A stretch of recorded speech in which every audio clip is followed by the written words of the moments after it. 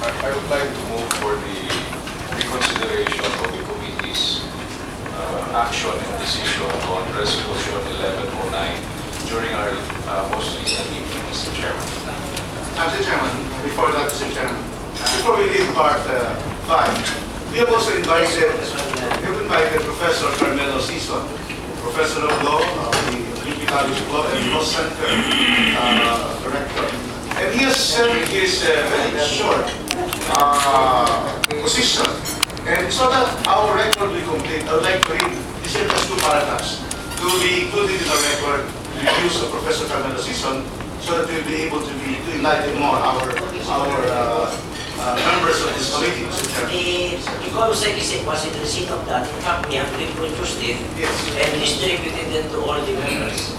I'd just like to be able to put on the record right now his position on the issues that has been propounded. To give justice to him, who went out of his way to also give us, Mr. Chairman. May I allow to read the 2 paragraphs that he has? With the permission of Congressman Agbayani, can we just put it to the record, please? Mr. Chairman,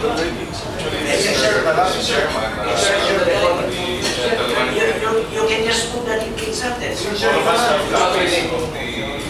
the paper, Yes. and I'm sure as the paper having been submitted to the committee is practically part Part of of the record. Yes, I agree. I just want to manifest that in this letter, Mr. Chairman, the position of Professor Sison is that this is not quite allowed for MOL. He believes that there are separate, distinct legislative and constituent powers. And so he Fourth will... mode referring to the 737. Yes, it's referring to the MOL to acceptance. So with that manifestation, I would just therefore move that we insert this on the record. Let it Mr. be Chairman. part of the record. Congressman Agbayani, you may proceed to explain your motion. Mr. Chairman, we will record the proceedings of the most recent meeting of the committee. Initially, there was a motion to send to the archive Resolution 1109. And this motion to archive the resolution was put to a vote, and the vote resulted in the 12 to 4, if I'm not mistaken, vote of not to send to the archive 1109. And the sentiment of those who voted not to send it to the archive was that we did not want to send it to the archive without further deliberation and study.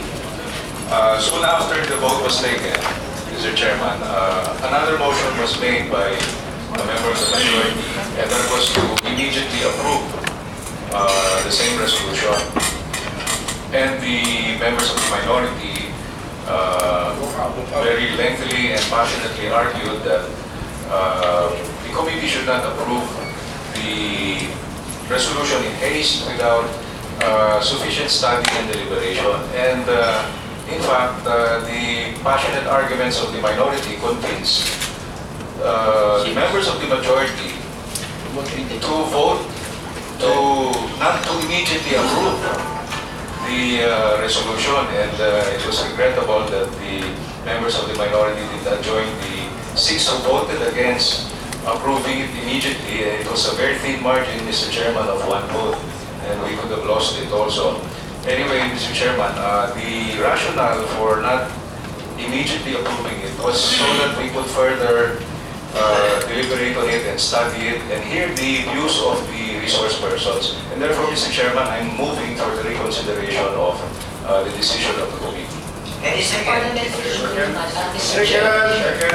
It has been moved and seconded. Sandali lang po.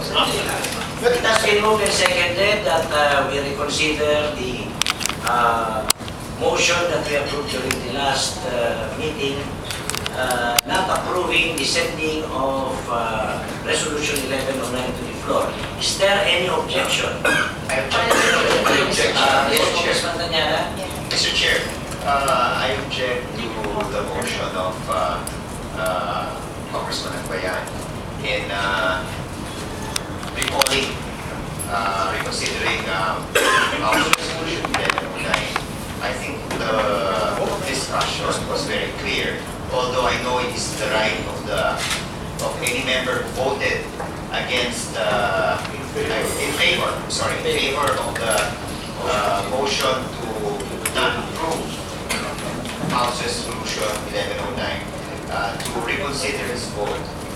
I believe that it was clear that there was no question with regard to the debate that happened in the last hearing. And it was very clear that the motion of Congressman Antonino was to move for the approval and immediately send House Resolution 1109 to the floor for debate. So the intention,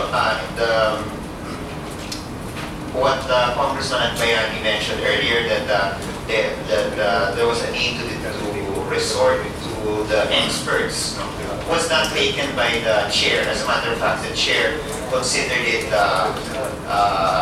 when he wrote out of order. So I just want that on the record, Mr. Chair, that this is the observation of this representation. Thank you, Congressman Tanyana. Objection also. Point of order, Mr. Chairman. Mr. Chairman, Okay, regarding Congresswoman the Thank you. Thank you, Mr. Chairman. I see here in our House Rule Section 48, bills favorably acted upon, that when a committee action on a bill or resolution is unfavorable, the bill or resolution shall be laid on the table. And I understand, Mr. Chairman, that that is the parliamentary status of House Resolution 1109. May I just be enlightened by the good chairman where in the rules we may proceed from having laid a resolution on the table to reconsidering that parliamentary status of such resolution. Thank you, Mr. Chair. Anybody who voted in favor of the motion can ask for a reconsideration in time provided for them. Point of order, Mr. Chairman. Congressman, Mr. Chairman, two ways.